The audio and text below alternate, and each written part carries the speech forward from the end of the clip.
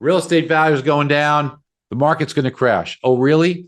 Did you know that by every single metric, every way to measure appreciation, home values are at an all-time high? This is the most up-to-date data. Case Shiller is saying we're going to have 5% appreciation in 2023. FHFA says 7. CoreLogic says 9. Black Knight says 8. Zillow says 7. But this is the yellow denotes when we hit an all-time high. So we were at all-time highs in real estate everywhere. Prices are going up, not down. Now, people make all kinds of comments saying the market's going to crash, and they say, well, look at 2007. Well, let's look at 2007. There were 4 million units in inventory in 2007. You know how many are today? 1.1 million. But it's even more important when you look at population. You see, in 2007, when there were 4 million units in inventory, the United States population was 301 million people.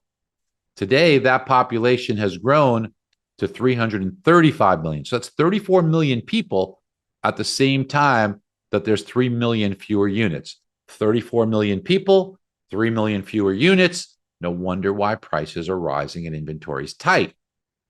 Now, everybody worries about what happened in the market over the past couple of years. They say home prices have gone up so much. They got up so much. They got up. Well, listen, home prices in 2020 went up 10%.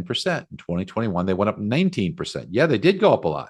Now, in 2022, when everybody was forecasting a bubble, and I remember telling you, don't believe it, I forecasted prices to go up 5.5% in 2022. They went up at 6%, so we were dead on. We said, it has happened before. See, take a look back here. Forget about 40%, okay? What about this period of time? Prices went up 118% in 6 years. If you waited for a crash, you waited 59 years.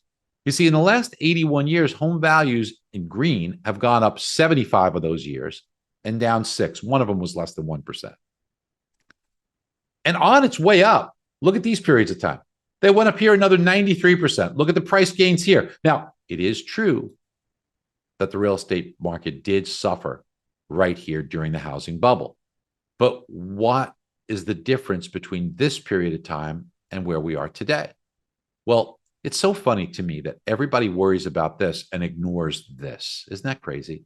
But the differences here is number one, I explained to you, we had all that inventory compared to today. Number two, we look at household formations versus completions.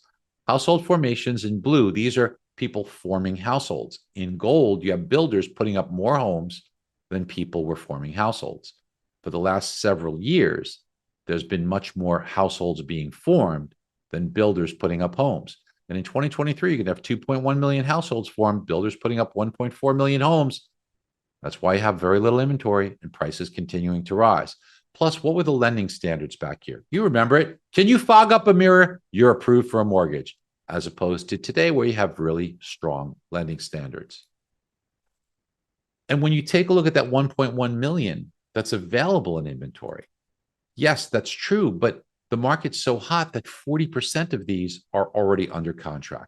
So that leaves us with just 669,000 units in active listing inventory. That's less than half of what it has been pre-pandemic. That's why you're experiencing tight inventory, and that's why prices will be supported.